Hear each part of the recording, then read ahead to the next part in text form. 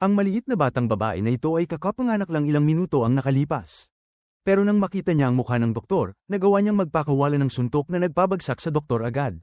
Paglaki niya at tumulong siya sa kanyang mga magulang sa pagsasaka, siya pa ang nagbuhat ng araro kaya nagtakbuhan ang mga kambing sa takot. Kahit maraming iba't ibang trabaho na ang ginawa ni Bunso para mabuhay, hindi pa rin siya nakakahanap ng trabahong bagay talaga sa kanya. Kaya sa kasalukuyan, nakaasa pa rin si Bunso sa kanyang mga magulang.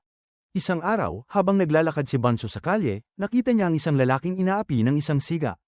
Agad na tinupad ni Bunso ang kanyang tungkulin bilang isang mabuting mamamayan. Tumawag si Bunso ng pulis. Hindi inaasahan, agaw ng kasama ng siga ang telepono ni Bunso. Ibinagsak niya ito ng malakas sa lupa. Sinampal pa niya at tinakat na sasaktan si Bunso. Sa sobrang galit ni Bunso, tuluyan siyang nagalit ng husto. Huminga siya ng malalim at sinampal ang lalaki ng napakalakas kaya lumipad ang mga ngipin nito. Nakita ito ng mga siga pero hindi sila natakot. Sumiksik pa sila para salakayin si Bunso. Pero bago pa man makagawa ng kahit ano ang dalawa pang tauhan, nasuntok na sila ni Bunso. Lumipad sila ng 10 metro palayo. Pagkatapos pabagsakin ni Bunso ang 3 siga, lumapit siya para hingan ng kabayaran ang huling siga. Nagkamay ang dalawa, pero hindi malinaw kung ano ang ginawa ni Bunso kaya nabali ang 5 daliri ng siga. Akala ay tapos na ang lahat nang biglang may isang lalaking walang takot na lumapit. Sa pagkakataong ito, inihagis siya ni Bunso ng napakataas. Ginantimpalaan siya ng isang biyahe papuntang kalawakan na walang balik. Nakita ito ng mga bata sa bus at malakas silang pumalakpak para kay Bunso. Tiningnan nila si Bunso na para bang isa siyang superhero. Ang eksena sa harap nila ang nagpatigil kay Mingya, na noon ay napadaan, at napatingin siya nang hindi makapaniwala. Pagkatapos ng laban kanina, dinala ang lahat sa himpilan ng pulis para iulat ang pangyayari. Nakatayo sa harap ng himpilan, kalmado munang nag-ayos ng buhok si Bunso bago pumasok. Lumalabas na ang mag-iinteroga kay Bunso ay ang kanyang matalik na kaibigan nung bata pa, si Gokdo. Kasabay nito, si Gokdo rin ang kasalukuyang kinahuhumalingan ni Bunso. Inakusahan si Bunso ng sinadyang pananakit. Pero sa kabutihang palad, dumating si Mingya at iniligtas siya. Sinabi ni Mingya na ang mga siga ang siyang nasaktan sa sarili nilang laban. At syempre, mas paniniwalaan ng pulis ang sinasabi ng isang mabuting mamamayan. Dahil dito, pinalaya si Bunso. Pagkalabas ni Bunso at Mingya sa himpilan, muli silang nagkita. Hiningi ni Mingya na pasalamatan siya ni Bunso. Pero kinwestiyon ni Bunso kung bakit siya nagsinungaling sa pulis, at hindi naman niya ito pinilit. Pagkarinig noon, nalito si Mingya. Pero ramdam pa rin niyang may nakamamatay na alindog ang dalaga. Pagkatapos mahatulan ng mali ang mga siga, dinala sila sa ospital para gamutin. Ang kanilang mga sugat ay ikinagulat ng mga doktor at intern. Matagal na silang nabubuhay sa mundong ito. Pero hindi pa sila nakatagpo ng ganoong klaseng kaso. Kabilang sa kanila ang nakababatang kapatid ni Bunso na si Bongki. Sa unang tingin pa lang ni Bongki, alam niyang obra ng kanyang ate ang nangyari. Ang unang pagkakataon na nadiskubre ni Bongki na may pambihirang lakas ang kanyang ate, hindi siya makapagsalita sa gulat. Araw yon na hindi umuulan at hindi rin maaraw. Dinukot noon sina Bongki at Bunso ng isang masamang tao. Noon, sobrang takot ni Bongki kaya naiihi siya sa takot. Nakita yon ng kidnapper at minura ang magkapatid. Nagalit si Bunso nang marinig yon. Sinipa niya ang pinto ng kotse at iniligtas ang kanyang nakababatang kapatid. Mabilis namang nakabawi ang kidnapper at hinabol sila. Pero kahit gaano siya kabilis tumakbo, bumagsak siya dahil sa lakas ni Bunso. Agad na bumalik ang kidnapper sa kotse at sinubukang banggain ang magkapatid. Hindi inaasahan, gamit lamang ang isang kamay ay napigilan ni Bunso ang sasakyan. Kab ni aligtara ng walang takot na asal ni Bunso, si Mingya ay palaging tinatakot ng mga taong hindi kilala. Dahil si Mingya ay ang CEO ng isang kilalang software company, gusto talaga ni Mingya na makahanap ng bodyguard para protektahan siya. Pagkatapos silipin ng napakaraming aplikasyon, bigla niyang naalala ang malakas na dating ni Bunso noong araw na yon. Pagkalipas ng maraming araw ng paghanap, sa wakas ay natagpuan na ni Mingya si Bunso. Nagkita sina Bunso at ang assistant ni Mingya sa isang coffee shop. Dito nila tatalakayin ang mga detalye ng trabaho. Noong una, akala ni Bunso ay scam ito kaya balak sana niyang umalis. Pero nang marinig ni Bunso ang salitang pera at pangalan ng kumpanya, agad siyang nagbago ng asal at mabilis na tinanggap ang trabaho. Kinabukasan, pumunta si Bunso kay Mingya para tanggapin ang trabaho. Para makumpirma na hindi siya nagkamali noong araw na yon, nagpa siya si Mingya na subukin si Bunso. Una ay ang kategoryang arm wrestling. Kahit binalaan na siya ni Bunso ng maaga at pinayagan siyang gumamit ng 2 kamay, natalo pa rin si Mingya sa maliit na babaeng ito dahil sa sobrang hiya niya. Ibinigay ni Mingya ang kontrata kay Bunso para pirmahan. Kahit napirmahan na ang kontrata, pinapaglaban pa rin ni Mingya ang kanyang assistant sa cockfighting laban kay Bunso. Layunin ni Mingya na mayroong tao na pareho niyang napahiya. Noong una, nahihiyang tumanggi ang assistant. Pero nang ipinangako ni Mingya na bibigyan niya ng kotse ang assistant kung mananalo ito, agad itong pumayag. Para masiguro ang kaligtasan ng assistant, umorder si Mingya ng pagkain para palakasin ito. Binili rin ni Mingya ang helmet ng tagapaghatid para sa katulong. Natapos ang laban sa loob ng mas mababa sa 10 segundo. Bahagya lamang tinamaan ni Banso ang katulong at lumipad ito ng 10 metro palayo. Tumama siya sa dingding at agad na kinailangang isugod sa ospital. Kinabukasan, ginampanan ni Banso ang tungkulin niya bilang gwardya, na laging sundan ng kanyang amo. Gayunpaman, palaging sinuway ng gwardya ang kanyang amo. Nang utusan ni Mingya si Banso na suriin ang kotse, siya ay na-bad trip. May balak pa si Banso na umupo sa likurang upuan, itinuturing niyang tsuper ang kanyang amo. Kinailangang tawagan siya ni Mingya nang matagal bago siya pumayag na maupo sa likod.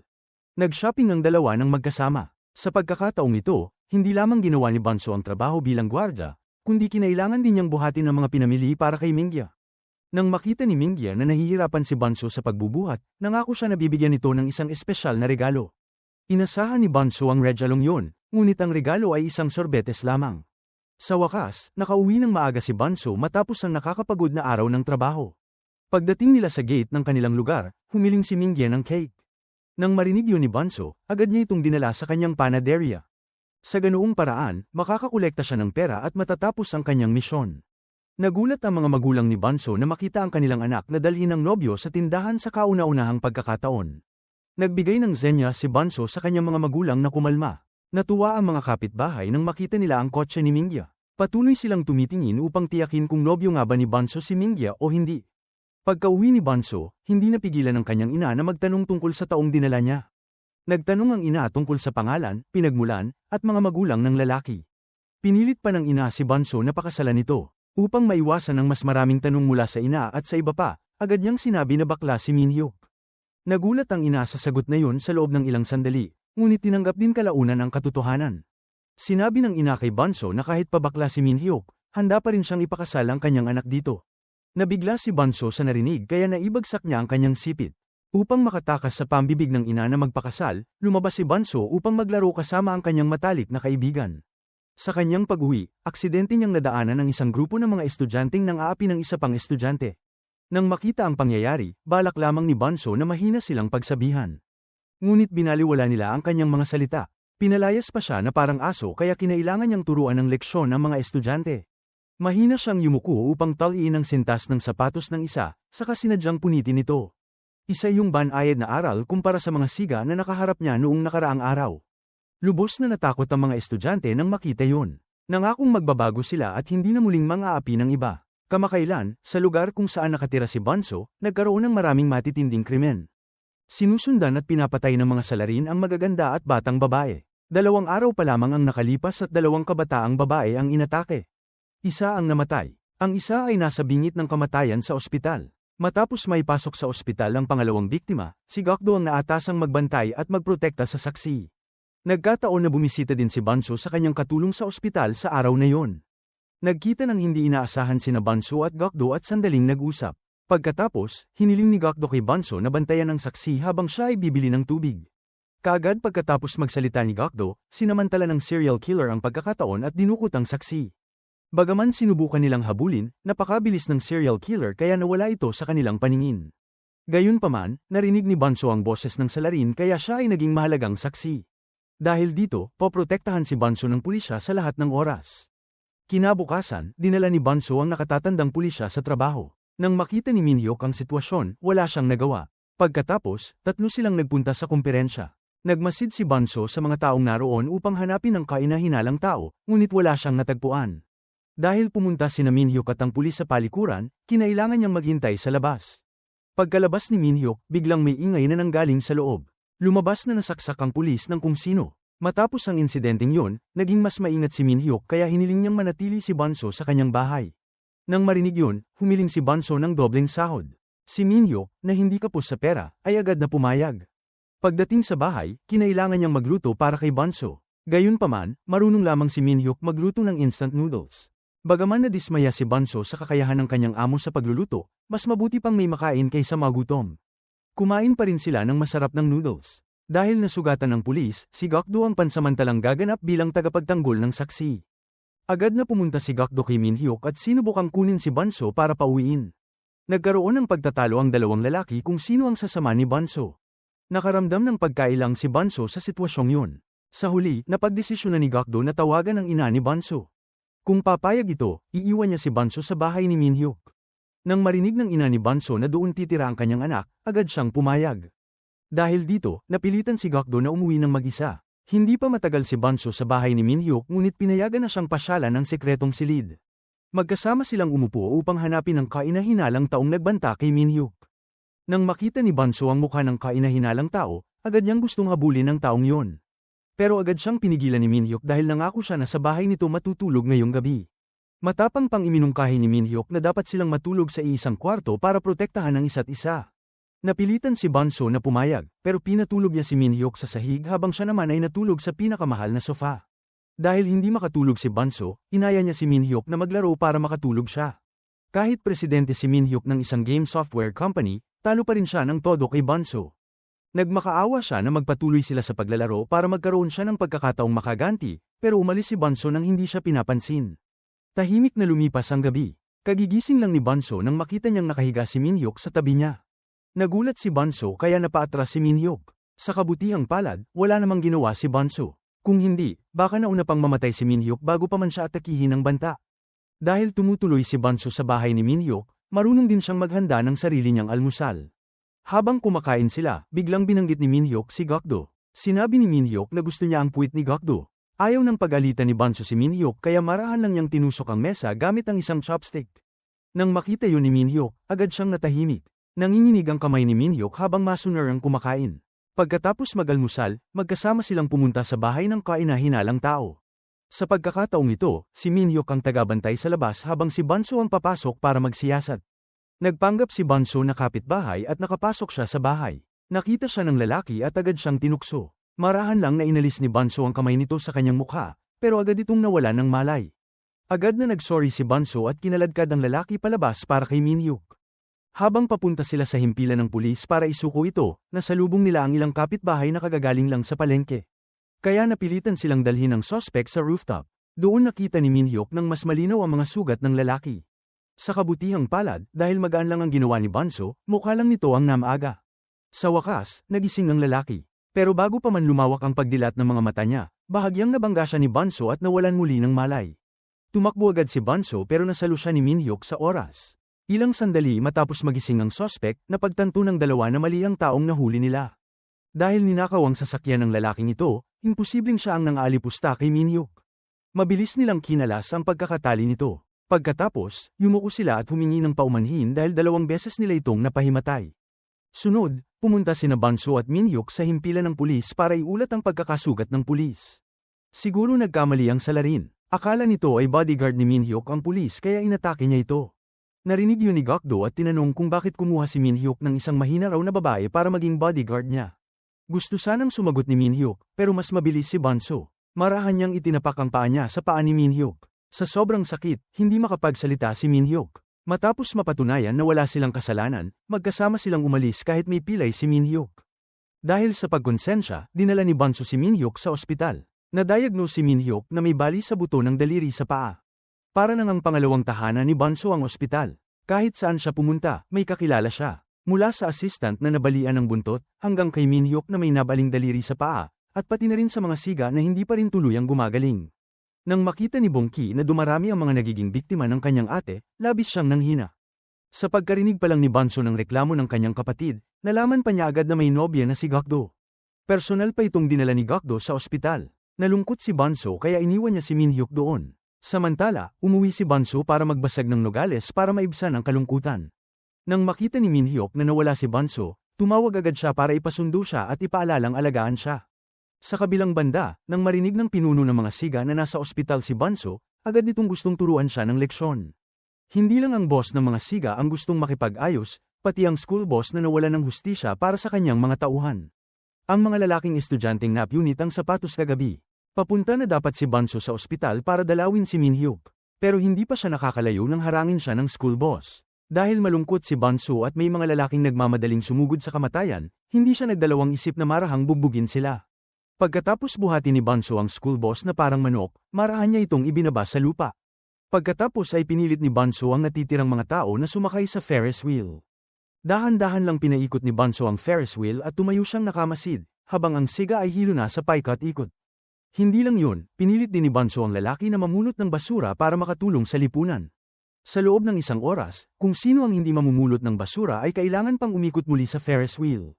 Sa wakas, nakarating na si Bunso sa ospital para sunduin si Min-hyuk. Pagkalabas pa lang ni Bunso ng kwarto, agad siyang napansin ng boss ng mga gangster. Pero mukhang takot siya sa pagkakakilanlan ni Min-hyuk kaya hindi pa rin ito kumilos. Matapos masaktan ni Bunso si Min-hyuk, naging pansamantalang yaya siya nito. Kinailangan ni Bunso na magluto at maglakad-lakad kasama si Min-hyuk. Ngunit ang ganitong uri ng paglalakad ay kakaiba. Pagkalipas lamang ng kaunting oras mula nang sila ay maglakad, binaril at nasugatan si Min-hyuk ng isang tao. Sa sandaling yun, hindi na inisip ni Bunso ang kanyang imahe. Nais niyang buhatin si Min-hyuk at dalhin ito sa ospital ng digmaan. Ngunit tumanggi si Min-hyuk na pumunta, kaya kinailangan ni Bunso na pagbigyan ng biktima. Dinala ni Bunso si Min-hyuk sa bahay upang gamutin ang sugat nito.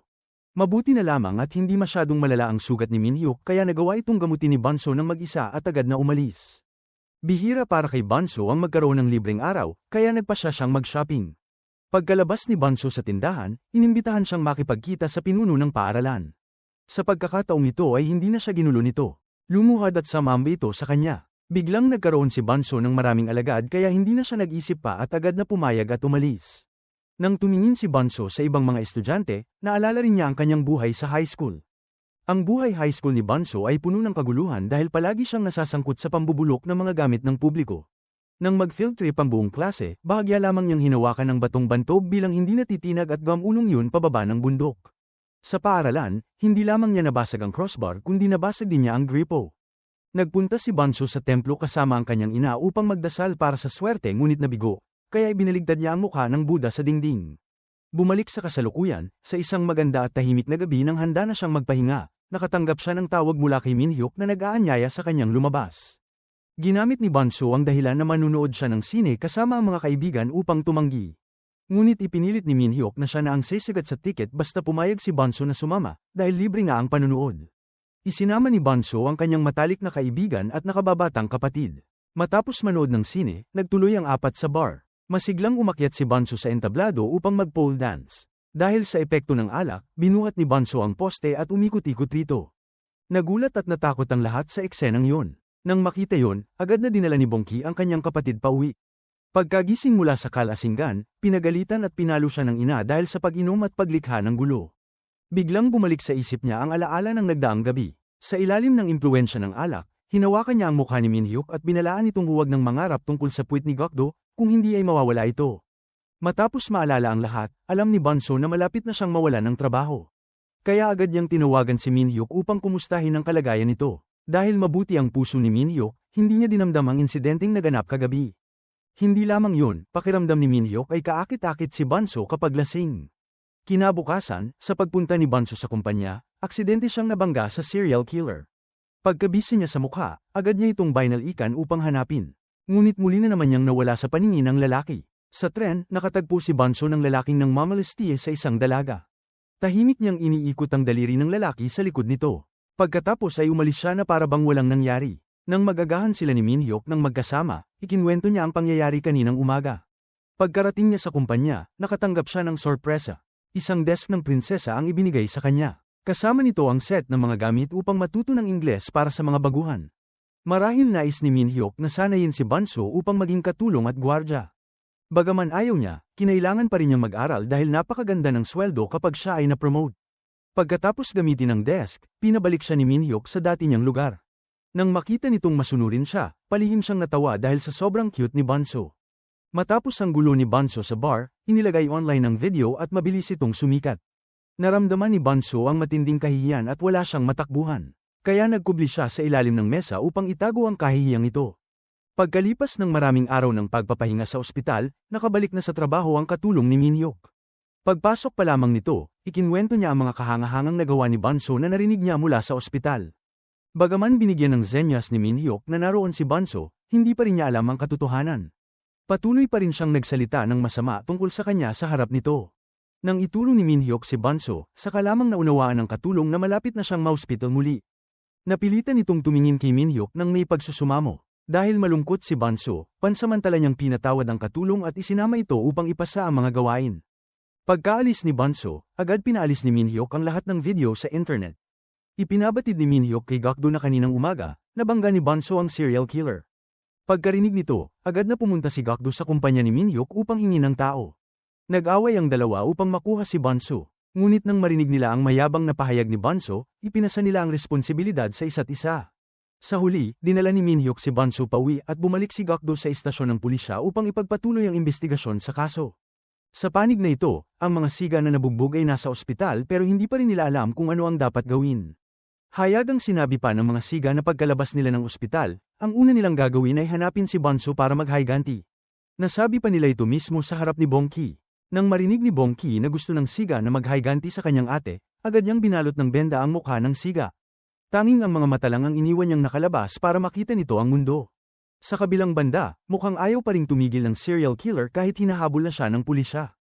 Isa siyang manyak na espesyal sa pagdukot at pagpapahirap sa mga batang babae. Layunin niyang makakuha ng 7 magagandang dalagita at pilitin silang maging mga asawa niya. 2 na ang matagumpay niyang nadukat. Sa kasalukuyan, ang target naman niya ay ang kaibigan ni Banso na si Hina. Isang araw, inutusan ni Banso ang kanyang kaibigan na bumili ng mga sangkap para makapagluto. Pero matagal nang hindi nakakabalik si Hina. Nagsimulang mag-alala si Banso. Lumabas na napansin ni Hina na may sumusunod sa kanya. Agad niyang kinuha ang kanyang telepono para tawagan si Banso. Pero naharang siya ng serial killer. Binugbog niya si Hina at inihanda itong dalhin sa kanyang taguan. Sa oras na kritikal na ang sitwasyon, dumating si Banso. Inayos ni Banso ang bakal na hawak ng serial killer at pagkatapos ay sinipa niya ito, dahilan para lumipad ito ng ilang metro. Nang makita ng serial killer na masyadong nakakatakot si Banso, mabilis itong tumakas. Agad namang dinala ni Banso ang kaibigan sa ospital. Pagkatapos, mabilis niyang tinawagan ng pulis. Nang marinig ni Gakdo ang balita, agad siyang pumunta sa ospital para kumuha ng pahayag. Pero hindi maganda ang lagay dahil hindi nakita ang mukha ng serial killer. At nang malaman ni Gakdo na nakita ng serial killer ang mukha ni Banso, agad niyang sinabi kay Banso na sa bahay ni Minhyuk na muna ito tumira. Hindi man gusto ni Gakdo si Minhyuk, mas mahalaga ang kaligtasan ni Banso. Dahil kailangan niyang alagaan ang kaibigan, humingi si Banso ng ilang araw na pahinga sa trabaho. Pero wala pa ring kaalam-alam si Minhyuk. Masaya pa siyang bumili ng tsokolate na ibibigay sana kay Banso. Pero pagpasok niya sa opisina, nalaman niyang absent si Banso. Kaya ibinigay niya ang tsokolate sa kanyang assistant. Tuwang-tuwa ang assistant pero hindi nito alam na pamalit lang siya. Pumunta si Gakdo kay Minhyuk para pag-usapan ang pagstay ni Banso sa bahay ni Minhyuk. Agad pumayag si Minhyuk nang marinig yon. Kinabukasan, inihatid ni Gakdo si Banso papasok sa trabaho.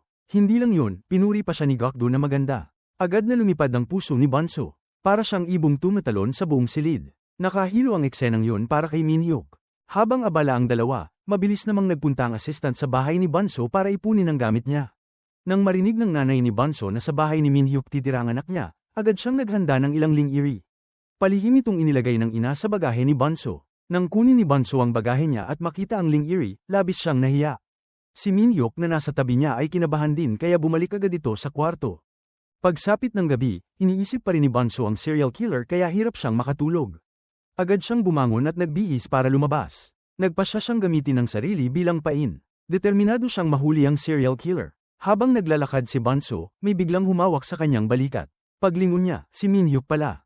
Hindi rin makatulog si Minhyuk kaya lumabas din siya para maglakad. Nang marinig nito ang kakulaitan ng plano ni Banso, agad niya itong pinilit na umuwi para matulog.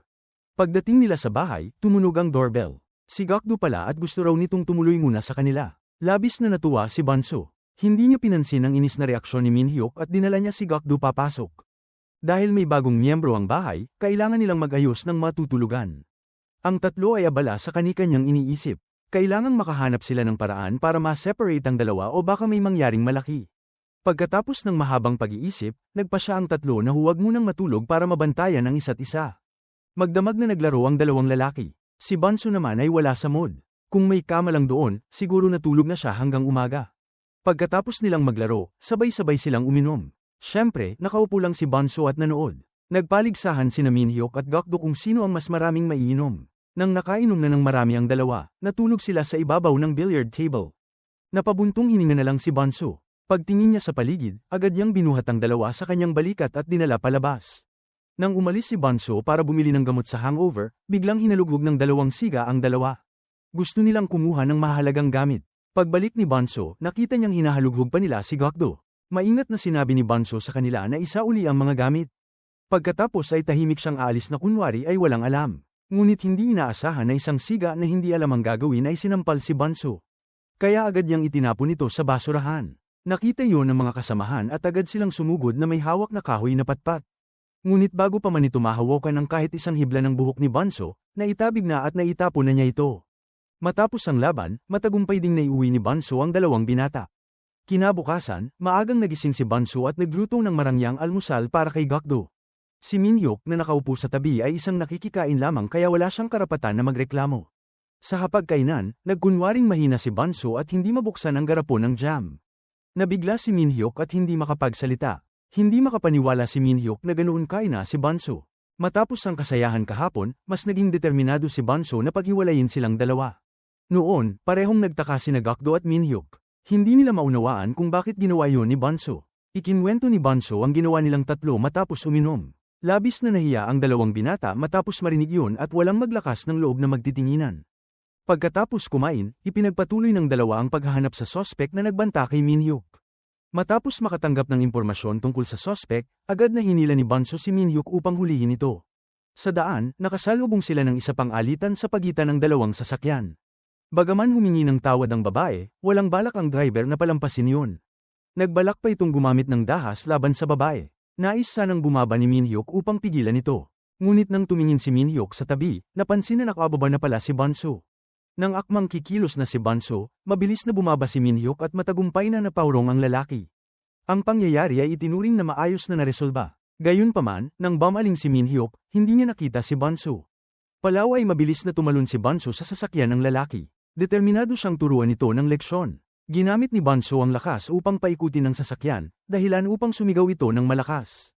Pagdating ni Minhyuk, nakita niya ang nakakakilabot na tagpo. Napaisip si Minhyuk na hindi niya aasar si Banso dahil hindi niya alam kung anong sorpresa ang ibibigay nito sa kanya. Pagkatapos noon, magkasamang pumunta sina Banso at Minhyuk sa bahay ng mga magulang ni Minhyuk. Kamakailan ay kumalat ang chismis na si Minhyuk ay isang homosexual kaya ipinatawag siya ng kanyang ama ng gabing yun. Hiningi ng ama na magpakasal si Minhyuk upang mawala ang chismis. Malinaw na ginamit ni Minhyuk si Banso bilang panangga. Hinawakan ni Minhyuk ang kamay ni Banso at sinabi sa kanyang ama na siya ay kasintahan nito at magkasama silang nakatira. Bagaman medyo nagulat, wala nang magawa si Banso kundi gampanan ang palabas ni Minhyuk. Kinabukasan, sa di malamang dahilan, ginising ni Minhyuk si Banso ng alas 6 ng umaga. Dinala ni Minhyuk si Banso upang magsanay sa pagkontrol ng lakas. Una, dinala niya ito sa peking pag-akyat sa bundok. Madali lamang para kay Banso ang ganitong gawain. Sa ilang sandali, naakyat na niya ang tuktok ng bundok. Nagulat si Minhyuk at ang mga manlalaro sa tabi niya nang makita yon. Pagkatapos ay idinagdag ni Minhyuk ang hamon. Dinala niya si Banso upang maghila ng kariton. 10 kariton ay walang kahirap-hirap sa kanya. Samantala, may bagong progreso sa kaso ng pagdukot. Mula sa salaysay ni Hena, mabilis na nagawa ng pulisya ang larawan ng serial killer. Nakalap din ng pulisya ang sapatos na naiwan ng serial killer habang tumatakas. Personal na tinanong ni Gokdo si Banso. Sinabi ni Banso na ang serial killer ay may matinding amoy ng gasolina at aspalto. Pagkatapos magbigay ng pahayag, napansin ni Banso na tila malungkot si Gokdo kaya basta na lamang niya itong tinanong. Nais lamang sana ni Banso na magbiro ngunit nalaman niya na iniwan si Gokdo ng kanyang kasintahan. Bukod pa roon, niloko din siya nito. Nang marinig ni Banso yun, gusto niyang matawa ng malakas ngunit kailangang magkunwaring malungkot upang damayan si Gokdo. Gabi na nang ang lahat ay natutulog, dalawang magnanakaw ang pumasok sa bahay ni Minhyuk. Nagising si Banso upang uminom ng tubig ngunit siya ay inatake ng magnanakaw na may hawak na kawali.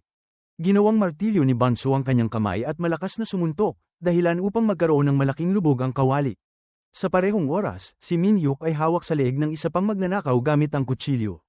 Agad na bumaling si Minhyuk upang labanan ito ngunit bago pa man sila makagawa ng anuman, tinamaan sa ulo ng kawali ang magnanakaw ni Banso at nawalan ito ng malay. Agad na tinali ng dalawa ang magnanakaw at sabay na natulog upang hintayin ang umaga para tanungin sila. Maagang nagising ang dalawa sa pagtunog ng telepono. Ang tumawag pala ay ang taong umupa sa dalawang magnanakaw. Ang taong yun ay isang pinuno ng mafia. Lalong nakakagulat na dating tauhan ito ng ama ni Minhyuk. Matapos ang insidente kung saan nabasag ang ngipin ng kanyang tauhan, palihim na sinundan ng boss ang galaw ni Banso at Minhyuk.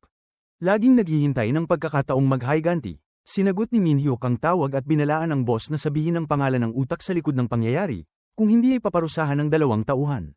Pagkatapos, nagbihis si Minhyuk upang pumunta sa anunsyo ng kumpanya ng pamilya. Upang malaman ang utak sa likod, nag-video call si Minhyuk kay Bonsu. At nakita ng lahat doon ang mga mukha ng mga taong sumalakay sa kanyang bahay kahapon. Dahil pinaghihinalaan ni Minhyuk na ang taong nanakit sa kanya ay kaanak. Matapos takutin ang utak ng pangyayari, maluwag na ipinahayag ni Minhyuk na malapit na niyang matuklasan kung sino ang taong yun. Sa panig na yun, humingi siya ng pahintulot sa kanyang ama upang tapusin ang anunsyo at umalis. Pagkatapos ng maagang tawag sa umaga, sa wakas ay nagpunta ang pinunong gangster upang makita si Minhyuk. Ibinigay niya kay Minhyuk ang isang USB na naglalaman ng katotohanang gusto niyang malaman. Tinupad ni Minhyuk ang kanyang pangako. Palalayain niya ang dalawang tauhan, at patatawarin din niya ang pinuno. Nang paalis na ang pinuno, bumalik ito upang ibulalas kay Minhyuk ang mga ginawa ni Bonsu sa kanyang mga tauhan. Ikinwento ng pinuno ang pangyayari habang nagpapakita ng walang magawa. Pagkatapos noon, tinanong din niya si Minhyuk kung paano niya mahihikayat si Bonsu na sumama sa kanyang grupo. Pagkaalis ng pinuno, mabilis na isinaksak ni Minhyuk ang USB sa computer. Sa pamamagitan ng impormasyong nasa USB, nalaman ni Minhyuk na ang utak ng lahat ay ang pangalawang kapatid ni Minhyuk. Si Minjae rin ang taong pinakapinagkakatiwalaan ni Minhyuk. Hindi inasahan ni Minhyuk na ang taong lubos niyang pinagkatiwalaan ang matagal nang nagnanais na saktan siya. Nang marinig ni Bonsu na natuklasan na ni Minhyuk ang katotohanan, agad siyang tumakbo upang ibahagi ang tuwa sa kanya. Pero pagpasok ni Bonsu sa pinto, nakita niyang nakatayo si Minhyuk sa tabi ng bintana at malungkot. Matapos malaman ang katotohanan, hinila ni Bonsu si Minhyuk sa labas upang makahinga at maibsan ang kanyang lungkot. Dinala niya ito sa peryahan. Naglaro sila ng mga larong hindi pa nasusubukan ni Minhyuk noon. Naglagay din si Minhyuk ng headband kasama ni Bonsu. Pagkatapos nilang maglakad-lakad, nakaramdam sila ng gutom. Dahil malungkot si Minhyuk ngayong araw, si Bonsu ang nagbayad upang dalhin siya sa isang restaurant na talagang gusto niya. Ito ang unang pagkakataon na natikman ni Minhyuk ang longganisang baboy. Sa una, nagreklamo si Minhyuk at ayaw niya itong kainin. Pero nang isawsaw ni Bonsu ang longganisa sa sili at inilapit sa bibig ni Minhyuk, agad niya itong tinikman at hindi na tumigil sa pagpuri dahil masarap ito. Kinabukasan, itinaas ni Minhyuk ang kanyang loob at ipinagpatuloy ang pagsasanay kay Bonsu. Sa pagkakataong ito, mas mahirap ang hamon ni Minhyuk, ang umakyat sa lubid. Akala niya ay magiging mahirap ito para kay Bonsu. Pero nakakagulat, mas mabilis pa siyang umakyat kaysa unggoy. Sa isang iglap, narating ni Bonsu ang tuktok. Pagkatapos noon, dinala ni Minhyuk si Bonsu upang sumuntok ng sandbag para palakasin ang kanyang mga braso. Akala ni Minhyuk na matatagalan si Bonsu sa pagsubok na ito. Ngunit nakagugulat, pumutok agad ang sandbag nang hawakan niya ito. Hindi sumuko si Minhyuk at nagpa siyang palitan ang sandbag. Sa pagkakataong ito, personal na hinawakan ni Minhyuk ang sandbag para kay Bonsu. Pinayuhan ni Minhyuk si Bonsu na dahan-dahan lang sumuntok. Kung hindi, mabubutas siya tulad ng sandbag. Sumunod naman si Bonsu at sinubukang sumuntok ng pinakamagaan. Ngunit pumutok pa rin ang sandbag. Walang nagawa si Minhyuk. Sa pagkakataong ito, nagpa siya si Minhyuk na personal na harapin si Bonsu. Masigasig na nagprakti ang dalawa. Ngunit dahil sa kapabayaan, natamba sila at nagpatong ang kanilang mga katawan. Sa sandaling yon, tila pareho silang natigilan. Ang huling pagsusulit para kay Bonsu ay ang pagsasanay sa pagkontrol ng lakas ng kanyang mga daliri. Naglaro ng chess sina Minhyuk at Bonsu. Kahit na nagsikap sila, tuwing pinitik ni Bonsu ang pyesa, may napupunit na gamit sa bahay ni Minhyuk. Pagkatapos ng maraming pagtatangkang makapaminsala, sa wakas ay nagtagumpay si Bonsu sa huling pyesa. Masiglang sumigaw si Bonsu, pero aksidenteng nabasag niya ang chessboard na nagkakahalaga ng 200 milyong won. Kinabukasan, pumunta si Bonsu sa ospital upang alagaan ang kanyang kaibigan. Kasabay noon, ang serial killer ay sadyang nagkunwaring nagdulot ng sunog. Pagkatapos ay pumasok siya sa silid at kinidnap si Hina. Nang muntik nang iturok ng serial killer ang iniksyon kay Hina, nagsalita si Bonsu at nagtanong. Katatapos lang mag-iniksyon ng nurse. Bakit niya uli ito ituturok ngayon? Napagtanto ng serial killer na malalantad na ang kanyang ginawa.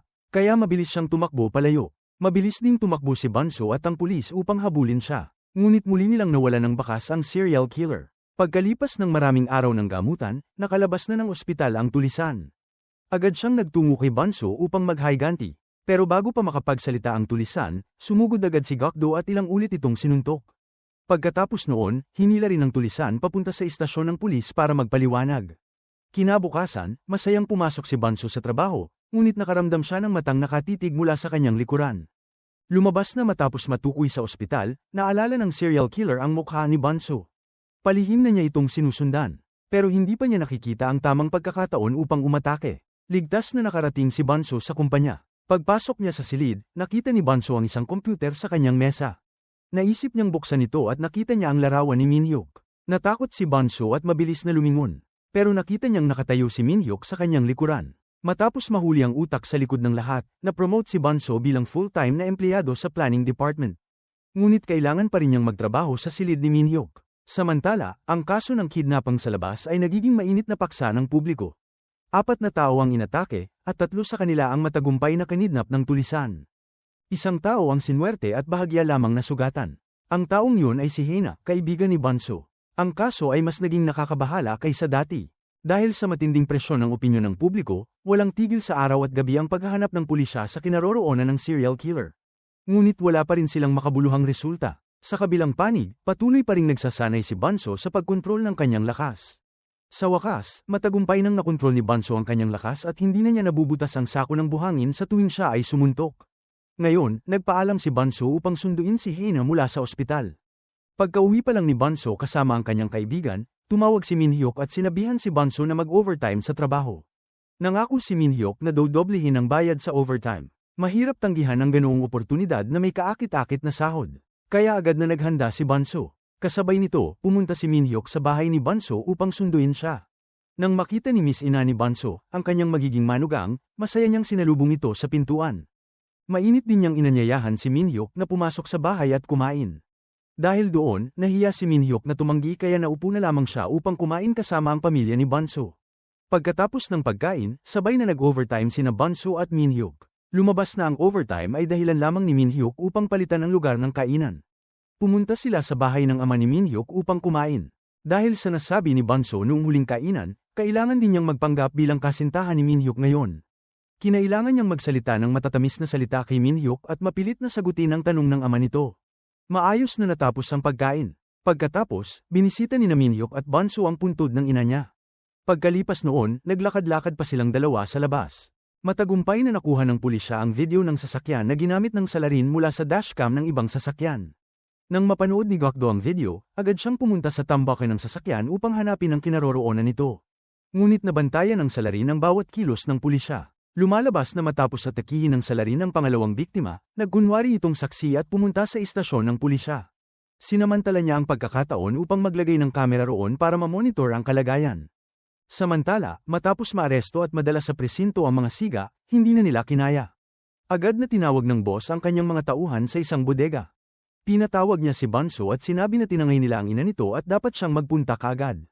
Nang marinig ni Gokdo at Minhyuk ang balita, agad silang pumunta sa lokasyon.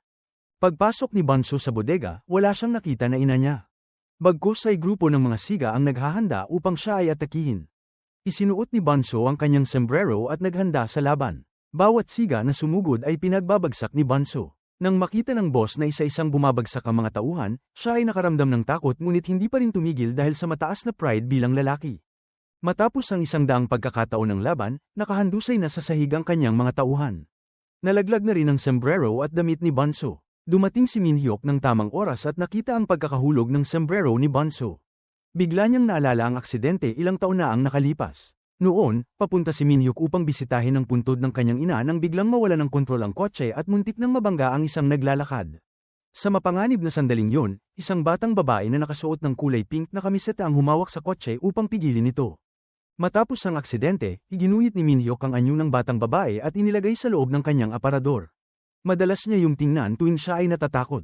Hindi niya inaasahang si Banso pala yun. Pagdating ni Minhyuk, dumating din si Gokdo. Nakita ni Gokdo si Banso na gamit ang dalawang kamay ay binuhat ang 4 na matipunong lalaki at inihampas sa pader. Ngunit hindi doon nagtapos ang lahat. Ginamit pa ni Banso ang isang kamay upang durugin sa piraso ang mesa at naghahanda na ring labanan ang leader. Tamang-tama, inambush si Banso ng isang siga na may hawak na kutsilyo. Ginamit ni Minhyuk ang kanyang katawan upang harangin ang kutsilyo para kay Banso at siya ay nawala ng malay sa mga bisig nito. Sa kabutihang palad, nadala si Minhyuk sa ospital sa tamang oras. Pagkatapos maipatahi, nagising si Minhyuk. Pagmulat niya, sinabi niya kay Banso na sinwerte sila at siya ang nasugatan. Tinanong pa niya kung yun din ang iniisip ni Banso. Matapos masaksihan ni Gokdo ang tagpo sa bodega, hindi siya labis na nagulat. Naalala niya ang kanilang high school years. Maaaring aksidenteng nailantad ni Banso ang kanyang kapangyarihan noon ngunit hindi niya yun binigyan ng pansin. Hanggang ngayon na nakita niya ang pangyayari. Pagkatapos, narinig ni Gokdo mula kay Bongki ang tungkol sa kapangyarihan ni Banso. Naramdaman niyang nagsisisi na hindi niya alam ang bagay na yun, kahit magkaibigan silang dalawa. Malungkot na bumalik si Gokdo sa presinto. Gayunman, nakatanggap ng abiso si Gokdo na hindi na maaaring imbestigahan ng kanyang team ang kaso ng pagdukot. Ngunit dahil sa pag-asang hinihintay ng pamilya ng biktima, nagpasya si Gokdo na imbestigahan ito ng huling pagkakataon. Samantalang sa kabila, patuloy na nagiging matagalang pasyente sa ospital ang mga siga. Nang bumisita ang ina ni Bunso kay Minhyuk, narinig niyang na-ospital din ang mga siga. Agad siyang sumugod sa silid ng ospital at nagtanong kung sino ang sumaksak kay Minhyuk ngunit maling tao ang kanyang pinuntirya. Nang matanto niyang maling tao yon, agad niyang itinuon ang galit sa tunay na salarin ngunit labis nang naghihirap ang lalaki kaya ipinasya niyang palipasin muna ito. Sa huli, hinarap niya ang boss ngunit bago pa siya makagalaw, dumating ang ama ni Minhyuk at siya ang pumalit. Binugbog ng ama ni Minhyuk ang boss dahil nasaktan si Minhyuk. Sa huli, na-hospital din ang boss. Samantala, pumunta si Gokdo sa tambakan ng sasakyan at nakilala ang totoong salarin. Nagkunwari siyang customer upang imbestigahan ito. Pina-check ni Gokdo ang sasakyan habang palibot na nagmamasid sa kapaligiran. Nang akmang papasok na si Gokdo sa lihim na silid, tinawag siya ng serial killer at sinabihang tapos ng suriin ng sasakyan at wala itong problema. Sa pagbabalik niya sa presinto, labis siyang nag-isip tungkol sa kaso. Habang iniisip niya, lalong tumitibay ang paniniwala kung sino ang salarin ngunit wala pa rin siyang matibay na ebidensya. Sa kabilang panig, dahil nakaramdam ng pagkakasala si Bunso, nanatili siya sa ospital upang alagaan si Minhyuk. Doon ay ikinwento ni Minhyuk ang aksidente sa masa ilang taon na ang nakalipas. Napangiti si Bunso dahil malinaw pa sa kanyang alaala ang insidente sapagkat hinatak niya ang kotse hanggang sa masira ang kanyang bagong sapatos. Pagkatapos, nagdala ng kanin ng mga magulang ni Bunso para sa kanilang dalawa. Hinalo ni Bunso ang kanin at pinakain si Minhyuk ngunit bago pa siya makakain, sumugod si Bongki upang pigilan ito. Pinilit ni Bongki si Minhyuk na maging vegetariano upang mabilis gumaling ang sugat. Pagkatapos, kumain si Bongki ng kanin sa harap mismo ni Minhyuk. Naiwang nakatingin si Minhyuk habang kumakain ng pamilya ni Bunso ng hinalong kanin. Pagkauwi ng mga magulang ni Bunso, bumalik siya sa silid upang alagaan si Minhyuk. Hinugasan niya ang buhok nito at maingat na pinatuyo. Marahang hinawakan ni Minhyuk ang kamay ni Bunso at tahimik silang nagkatitigan. Lahat ay inakalang magkakaroon sila ng mainit na halik. Pero mabilis na bumalik si Minhyuk sa kama dahil ayaw niyang mailang si Bunso. Bumalik ang dalawa sa kani-kanilang espasyo. Tinitigan ni Minhyuk si Bunso. Pakiramdam niya ay napakaswerte niya dahil nagkaroon siya ng pagkakataong makilala ito. Nararamdaman ni Bunso ang titig niya kaya bigla niyang iminulat ang kanyang mga mata. Nagtinginan lang silang dalawa ng ganoon. Pero walang sinuman sa kanila ang nagsalita. Unti-unting nagbabago ang nararamdaman ni Minhyuk at Bunso para sa isa't isa. Sa kabilang panig, pagkatapos marinig ng nakatataas ang opinyon ni Gokdo, palihim siyang nagpadala ng isang tao upang sundan ang serial killer. Kasabay noon, inimbitahan si Bunso upang kilalanin ng serial killer sa pamamagitan ng boses. Matapos niyang makinig ng mabuti, sigurado si Bunso na ang boses na kanyang narinig ay ang sa serial killer.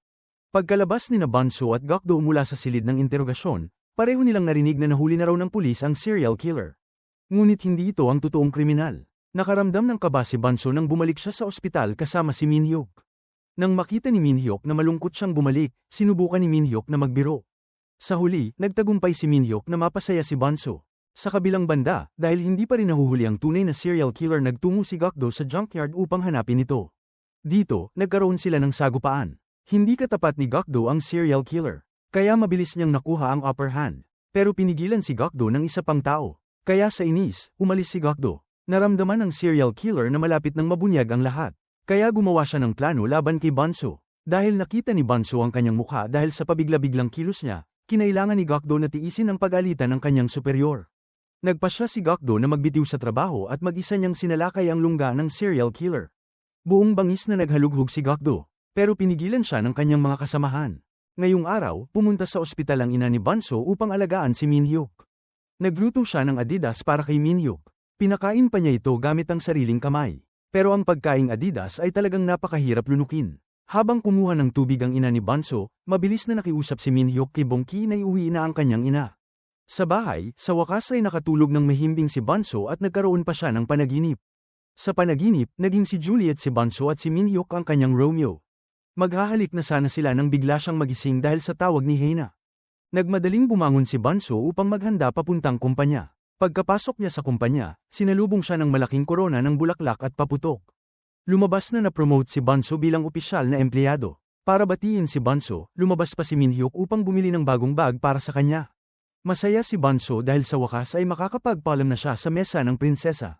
Pero gumawa na pala ng karatula si Minhyuk para kay Bunso. Hiniling ni Minhyuk na manatili si Banso sa parehong pwesto upang doon magtrabaho. Ngayong araw, nakilala rin ni Banso ang pinuno ng kanyang departamento. Hindi inaasahan, ang itsura ng taong yun ay parang kaparehong-kapareho ng manghuhulang madalas puntahan ng kanyang ina. Pagkalabas ni Banso sa pintuan, tinawag siya ng department head upang kausapin ng pribado. Lumabas na hinahangaan din ng department head si Minhyuk. Tinawag si Banso upang magpakitang gilas ang department head. Ang pagpapakitang ito ang talagang nagbigay takot kay Banso. Pinag-ipunan ni Banso ang lakas ng loob upang itanong kung may kambal ba ang department head. Pero tiningnan lang siya nito at pagkatapos ay tumalikod. Ngayon, kailangan ng sundan ni Banso ang pinuno upang matuto. Pero halatang ayaw siyang turuan ng pinuno. Pinilit pa ng department head na ipagluto siya ni Banso ng kape. Hindi lang yun, kung ano-anong pag-aasta pa ang ginawa niya sa harap ni Banso. Hindi na ito kinaya ni Banso. Agad niyang itinulak ang mesa at ipinagdiin ng Tatsuyo, ang department head sa dingding. Nang madiin ito sa dingding, agad itong sumigaw sa sakit. Pero hindi ito pinansin ni Banso at lumabas siya. Masaya siyang nagkape kasama si Minhyuk. Hindi niya na inintindi ang department head na naiwan pang nakadiin. Ilang sandali pa, sumigaw ang pinuno upang hilahin ang mesa at sa wakas ay nakalaya siya. Sa kabilang panig, narinig ni Banso ang pag-uusap ng assistant at ni Minhyuk. Nagtaka si Banso, paano nagawa ni Minhyuk na salagin ng kutsilyo para sa kanya kung inaalagaan niya ang kanyang katawan na parang buhay niya. Nang malapit na niyang makuha ang sagot, biglang bumukas ang pinto kaya muntik na siyang matamba. Dinala ni Banso si Minhyuk pauwi.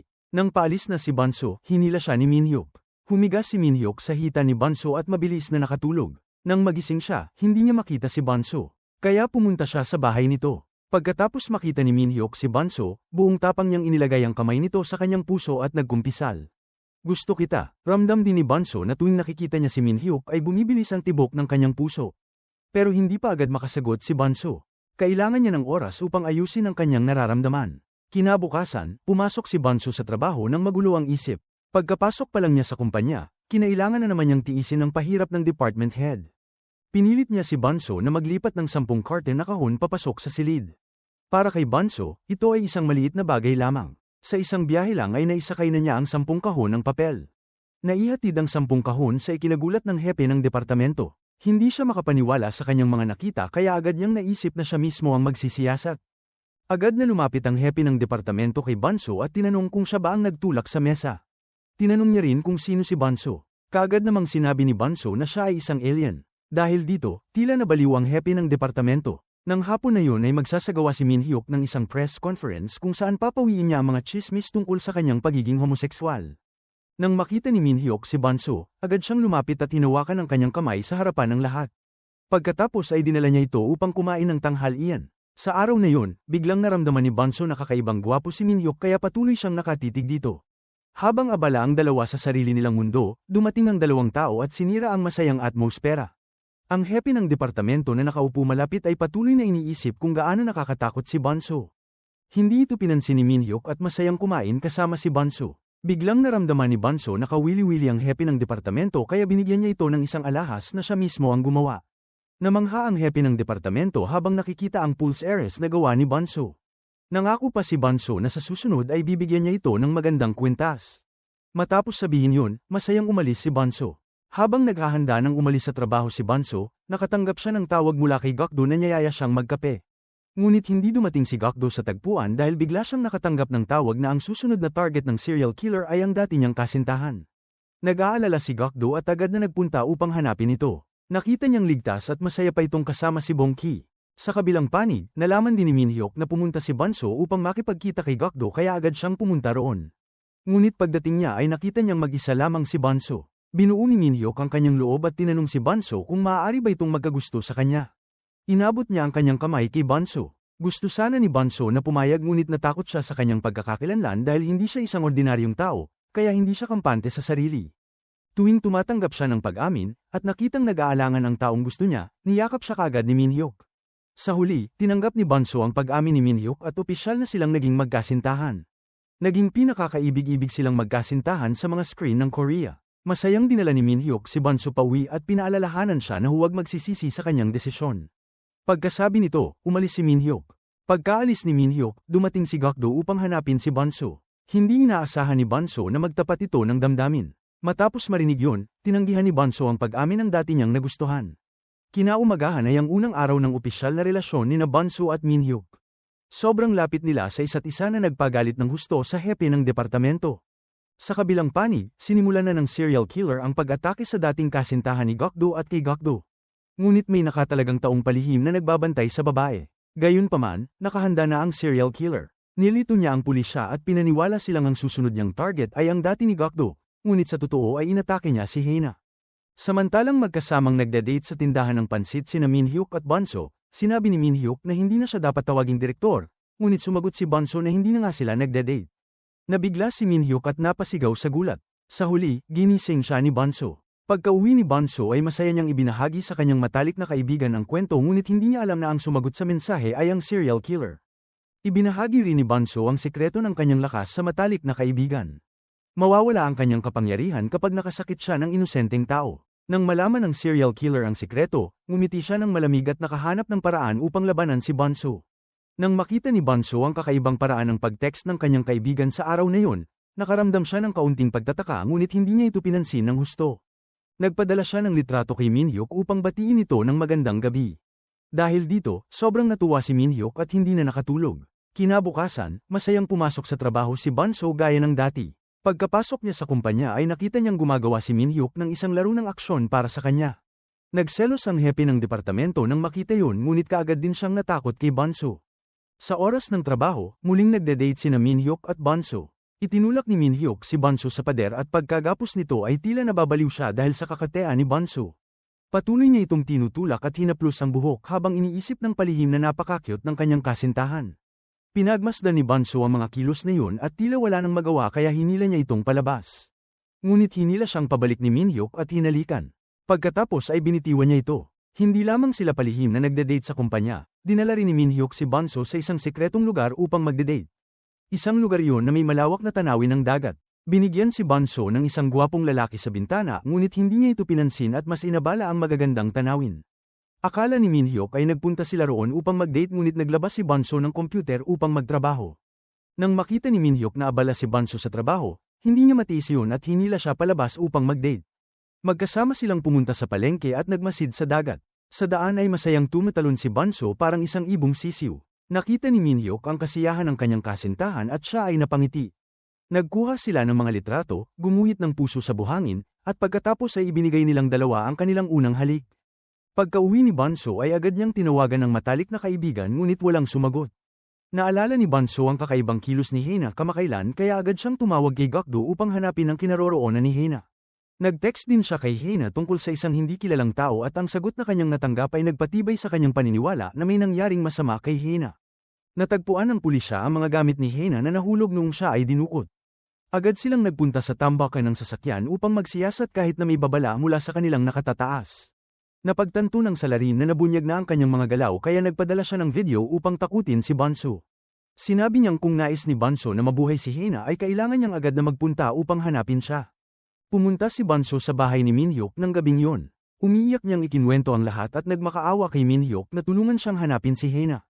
Nasaktan si Minhyuk nang makita ang malungkot na anyo ni Bonso kaya niyakap niya ito at nangakong hahanapin ang kanyang kaibigan. Hindi nakatulog ang dalawa buong gabi. Kinaumagahan ay kumalma si Bonso. Umupo siya at maingat na sinuri ang video sa pag-asang makakahanap siya ng bakas. Hindi talaga binibigo ng langit ang may mabuting layunin.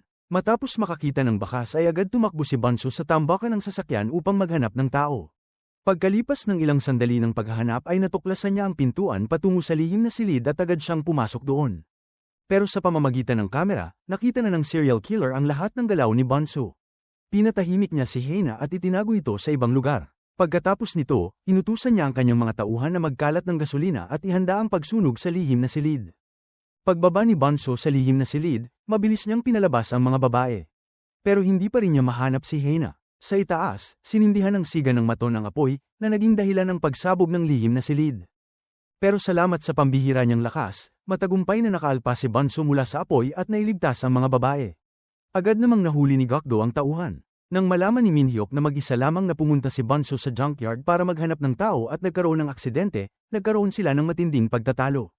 Bawat isa ay may sariling dahilan kaya walang gustong magpatalo, at nakapagsabi sila ng masasakit na salita sa isa't isa. Maya-maya, habang nagtatrabaho si Bonso, nakatanggap siya ng tawag mula sa isang estrangherong numero. Lumabas na ang serial killer ang tumawag. Nagbigay siya ng kondisyon na kung nais ni Bunso na iligtas ang kanyang matalik na kaibigan, kailangan niyang maging nobya nito. Agad pumayag si Bunso at nakipagkita sa gabi. Sumulat si Bunso ng pahintulot sa pagliban kay Minhyuk. Pagkatapos nito, umuwi siya para ihanda ang kanyang gamit papunta sa itinakdang lokasyon. Samantala, nalaman ni Minhyuk sa bahay ang kinaroroonan ni Bunso kaya agad niyang tinawagan si Gakdo para humingi ng tulong. Pagdating ni Bunso, nakita niya ang serial killer na handa nang sakalin ang kanyang kaibigan hanggang mamatay. Agad siyang sumugod para iligtas si Hina at itinulak ang serial killer pababa. Pero ang taong natulak niya ay hindi ang totoong serial killer kundi isang pamalit lamang. Sinamantala nito ang kahinaan ni Bunso na ayaw manakit ng inosenteng tao. Sa kadahilanang yon, nawala ang lakas ni Bunso. Sa pagkakataong ito, lumabas na ang totoong serial killer. Itinutok niya ang baril kay Bunso. Pero sa kabutihang palad, dumating si Minhyuk sa oras. Agad nagsalpukan ng serial killer at si Minhyuk. Dahil sa regular na pag-iensayo, mabilis na nakuha ni Minhyuk ang kalamangan sa laban. Tinalo ni Minhyuk ang serial killer at napilitang tumakas ito gamit ang kotse. Pagkarinig ng balita, agad ding dumating si Gakdo para tumulong. Mabilis na nagpaputok si Minhyuk ng ilang bala sa serial killer. At si Gakdo naman ay agad sumakay sa kotse para habulin ito. Nagkaroon ng matinding habulan. Pero dahil nawala ng kontrol ang serial killer na idiretso niya ang kotse sa ilog at nawala ito. Pagkatapos makatakas ang serial killer mabilis na tumakbo si Minhyuk papunta kay Bunso. Pero nawala ng malay si Bunso. Masakit itong niyakap pauwi ni Minhyuk at inalagaan buong gabi. Pagkaraan ng napakaraming unos, nagyakapan sila at nagbati. Kinaumagahan, dinala ni Minhyuk si Bunso pauwi para muling makasama ang kanyang pamilya. Mula sa sinabi ni Hina, nalaman ng pamilya na nawala ang lakas ni Bunso. At ngayon, naging normal ng tao si Bunso. Bagaman hindi matanggap ni Bunso ang katotohanan, nangako siya sa sarili na susubukan niyang mag-adjust sa bago niyang buhay. Nagpatuloy sa pagpasok si Bunso sa trabaho, pero hindi na niya kayang buhatin ng 10 kahon ng carton tulad ng dati. Nang makita ito ni Minhyuk, agad niya itong inaliw. Sinabi niya kay Bunso na magtiwala sa kanya sa hinaharap at matutong umasa sa kanyang kasintahan. Napangiti si Bunso nang marinig yun, na nakapagpagaan ng loob ni Minhyuk. Bumalik silang dalawa sa kanilang pang-araw-araw na buhay. Magkasama silang nagtrabaho, magkahawak kamay na naglakad sa syudad, namasyal at namili ng sabay, at nagbibiruan sila tulad ng ibang magkasintahan, para gaman ang loob ni Bunso. Dinala rin siya ni Minhyuk sa isang picnic. Ngayon, maagang nagising si Bunso upang maghanda ng bento para kay Minhyuk. Ngunit pagdating nila sa lugar ng picnic, napigtas sa kalahati ang hugis puso. Nakita yon ni Minhyuk at ngumiti, sinabing napaka-cute niya. Nagkaroon sila ng tunay na masasayang sandali. Ngunit magtatagal kaya ang kasiyahang ito? Dahil buhay pa ang totoong serial killer at nagpaplano na ng isang malawakang pag-atake. Nagpagupit siya. Pumasok siya sa kumpanya ni Minhyuk bilang isang reporter. Matagumpay siyang nakalusot. Ngunit agad siyang nakilala ni Gakdo na nagkataong dumaan sa kanya. Mabilis na dinampot ng serial killer ang isang babaeng empleyado para gawing panakot. Pagkatapos ay tumakbo siya papunta sa elevator. Agad namang ipinagbigay alam ni Gakdo kay Minhyuk. Agad inutusan ni Minhyuk na harangin ang lahat ng labasan. Naglagay ang serial killer ng bomba sa gusali. Hinamon niya si Minhyuk na kailangang siya ang makahanap sa kanya. Kung hindi, pasasabugin ng serial killer ang buong gusali sa loob ng 15 minuto. Mabilis na inilikas ni Minhyuk ang lahat at saka tumakbo para hanapin ang serial killer. Samantala, pinatahimik ng serial killer ang kanyang katulong at dinukot si Bunso. Kinaladkad niya si Bunso papunta sa rooftop. Pagkatapos ay tinali niya ito ng bakal na tanikala at ikinabat ang bomba sa kanya. Pagkatapos gawin ang lahat, ikinandado ng serial killer ang pinto at iniwan si Bunso sa rooftop. Mabilis na tumakbo si Minhyuk paakyat pero nakalak ang pinto. Sa oras na yun, nagsimula ng magising si Bunso sa loob. Nagpanik si Bunso at sumigaw kay Minhyuk na iwan na siya at tumakbo. Pero hindi pinakinggan ni Minhyuk ang mga pakiusap ni Bunso. Sinubukan ni Minhyuk basagin ang pinto pero wala pa ring nangyari. Paulit-ulit niyang binasag ang pinto hanggang mapagod siya. Puno ng dugo ang mga kamay ni Minhyuk. Kahit ganoon, kumakatok pa rin si Minhyuk sa pinto at inaalo si Bunso na umiiyak sa loob. Nangako si Minhyuk na kung hindi niya mabasag ang pinto, mananatili pa rin siyang nandoon. Laging nasa tabi ni Bunso si Minhyuk at handang mamatay kasama niya. Pagkatapos niyang magsalita ay nanghina si Minhyuk at nawala ng malay. Sa kalooban, nanalangin si Bunso na bumalik ang kanyang lakas upang mailigtas ang taong mahal niya. At tinugon ng mga Diyos ang hiling ni Bunso. Bumalik ang kanyang lakas. Agad niyang binasag ang mga tanikalang bakal at inihagis ang bomba sa kalangitan. Sa wakas ay ligtas sina Bunso at Minhyuk. Masaya silang nagyakap at magkahawak kamay na bumaba. Nang tawagin ni Minhyuk nang may pagmamahal ang pangalan ni Bunso, biglang kumulo ang kanyang sikmura. Dahil sa sobrang paggamit ng lakas kanina, nakaramdam siya ng gutom. Natawa si Minhyuk at agad siyang dinala upang kumain. Inihatid ni Minhyuk si Bangso pauwi.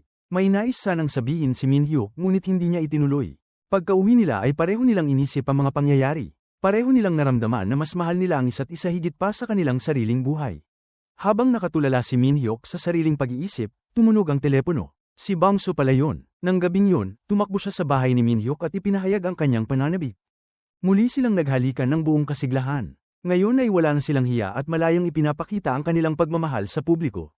Umakyat si Bangso sa bubungan, hawak ang tanikalang bakal, at nanumpa na siya mismo ang huhuli sa salarin. Pagkatapos, bumaba siya sa kafe sa ibaba ng kumpanya upang makipagkita kay Gokdo. Ikinwento ni Bangso kay Gokdo ang mga nangyari noong araw na yun at sinabi rin niyang nagmamahalan sila ni Minhyuk.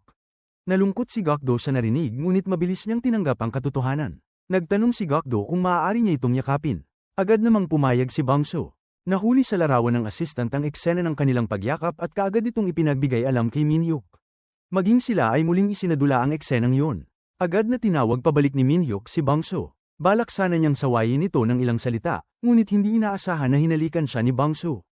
Ang matamis na kilos na yun ay nagpawala sa kanyang plano at binalot siya ng kaligayahan. Lubusan nang nakalimutan ni Minhyuk ang tungkol sa pagyakap ni Bangso sa ibang lalaki. Tumigil na siya sa pagiging galit at dinala si Bangso upang kumain. Napagtanto ni Minhyuk na hindi niya kayang magalit kay Bangso kaya agad niyang binago ang puntirya ng kanyang galit kay Gokdo. Nagkasundo silang mag-inuman, ngunit kakaunti pa lang ang nasasabi ay agad silang nagtangkang magkapaan ng kwelyo. Dumating si Bangso sa sandaling yun. Sa ilalim ng presyon ni Bangso ay kumalma ang dalawa at naupo. Imbes na magpatuloy sa away ay nauwi ito sa pag-inom. Sa huli, si Bangso na ang nagdala sa dalawang lasing pauwi. Matapos makatakas ang salarin, siya ay naging wanted sa buong bansa. Upang makaiwas sa pagkadakip, nagtago siya sa bahay ng ilang araw. Sa huli, nang hindi na niya matiis, pumunta siya sa black market upang bumili ng sniper rifle. Pagkaalis ng serial killer ay agad nagsumbong sa kanya ang nagbenta ng baril kay Minhyuk tungkol sa kanyang pinagtataguan. Agad na nagtaas ng pag-iingat ang tatlo. Ipinagbigay alam nila ito sa pulisya upang malaman ang tamang paraan ng pagharap dito. Kinabukasan ay tumawag ang serial killer kay Bangso. Nang marinig ni Bangso ang kanyang boses ay agad niya itong tinukso. At gaya ng inaasahan ay mabilis na nahulog sa bitag ang serial killer. Agad silang nagkasundo na magkita ng gabing yun sa parehong lugar kung saan nawala noon ang kapangyarihan ni Bangso. Kaagad niyang ipinaalam kay Minhyuk at Gokdo ang magiging pagkikita. Nang dumating ang oras ay mag-isa siyang pumunta sa lugar ng tagpuan. Nauna nang nakarating at naghintay ang dalawang lalaki. Mabilis na hinarap ng salarin si Bangso at tumakas. Agad na tumakbo si Minhyuk upang tiyakin na ligtas si Bangso dahil nakapaghanda na sila ng maaga. Pagkatapos noon, nakipagsanib puwersa si Minhyuk kay Gokdo upang mahuli ang serial killer. Si Minhyuk ang may responsibilidad na magbantay sa serial killer mula sa malayo. At si Gokdo naman ang susunod sa mga tagubilin niya upang habulin ang serial killer. Pagpasok ng serial killer sa bitag na inihanda nila, mabilis na itinulak ni Bangso ang container, na lumikha ng isang saradong daan. Pagkatapos ay tumalon si Bangso upang harapin ng direkta ang serial killer. Mabilis na kinuha ni Bangso ang ilang walnuts. Inihagis niya ang mga walnut sa kanya gamit ang buong lakas. Mabilis na tumakbo ang serial killer. Ngunit hinarang siya ni Minhyuk at Gokdo. Ngayon, wala nang matatakbuhan ng serial killer. Mabagal siyang hinabol ni Bangso at inihagis ang kulungan ng aso diretso sa kanya. Sa puntong yun, wala na siyang nagawa kundi hintayin na lamang na mahuli siya. Pagkatapos nito, ibinigay ng tatlo ang lahat sa pulisya. At pagkatapos ay umalis silang kampante. Sa huli, hindi nakatakas ang serial killer sa kaparusahan ng batas. Nahahatulan siya ng habang buhay na pagkabilanggo. Bumalik ang lahat sa normal na takbo. Isang magandang araw, pumunta si Minhyuk sa ama ni Bangso upang uminom. Dito, humingi si Minhyuk ng pahintulot na pakasalan si Bangso. Mabilis siyang nakatanggap ng pagsang-ayon mula sa ama nito. Dahil sa sobrang tuwa, nalasing ang ama ni Bangso. Inihatid siya pauwi ni Minhyuk. Nang makita ng ina ni Bangso na dumating ang manugang niya, mabilis niya itong inimbitahan papasok. Sinabihan pa niya itong doon na matulog.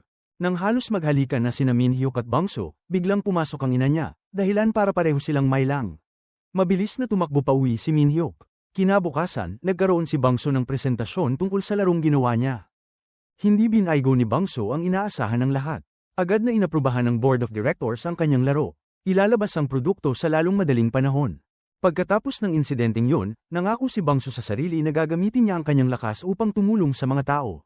Nagbagong anyo si Bangso bilang isang nakatagong bayani. Palihim niyang hinarap ang many akis na nanggugulat sa mga babaeng estudyante. Dinala rin niya pabalik ang elepante sa zoo. Ngunit dahil sa sobrang dami ng kabutihan niyang ginawa, palagi na siyang nahuhuli sa trabaho. Nakita ito ng hepe ng departamento at iniulat ito kay Minhyuk. Pagkatapos noon, bumalik si Bangso sa pagiging intern. Masaya naman niya itong tinanggap dahil natupad na niya ang kanyang pangarap. Ngayon, gusto niyang mas maglaan ng oras sa pagtulong sa mga tao. Naglalambingan sina Bangso at Minhyuk sa harap ng assistant. Ang eksenang yun ay nagbigay ng pagkailang sa assistant na single pa, kaya napilitan siyang lumabas. Sa isang maaraw at maangin na araw, isinuot ni Minhyuk ang singsing sa daliri ni Bangso. Ito ay sumisimbolo ng pangakong magsama habang buhay. Agad na inihanda ang kasal. Ang babaeng pinakamamahal ni Minhyuk ay opisyal nang naging kaysa isang asawa sa buong buhay niya. Mabilis na nabuntis si Bangso. Upang maprotektahan ang kapayapaan ng kanyang manugang, nagdasal ang ina ni Bangso na sana ay lalaki ang maging anak niya. Ngumiti lamang si Buddha nang makita yon. Ngunit ang hindi inaasahan ang nangyari. Matagumpay na nanganak si Bangso ng 2 babae. Mabilis na nakipag-ugnayan si Minhyuk sa amo ng mafia. Hiniling ni Minhyuk na ipadala nito ang mga tauhang pinakasanay tumanggap ng matitinding bagbog upang maging yaya ng kanyang mga anak na babae. Ngunit hindi sila tumagal ng higit sa isang araw. Kaya bumalik ang lahat kay Minhyuk. Tulad ng inaasahan, nasuntok sa mata si Minhyuk ng kanyang anak na babae. Mabilis na tinawagan ni Minhyuk si Bangso upang humingi ng tulong ngunit hindi ito nagtagumpay. Dito nagtatapos ang pelikula. Maraming salamat po sa patuloy na pagsuporta sa Nilagang Mani. Hanggang sa muli. Kung nagustuhan mo ang aral sa istorya na to, huwag kalimutang mag-subscribe sa channel at pindutin ang notification bell para lagi kayong updated sa mga susunod nating uploads.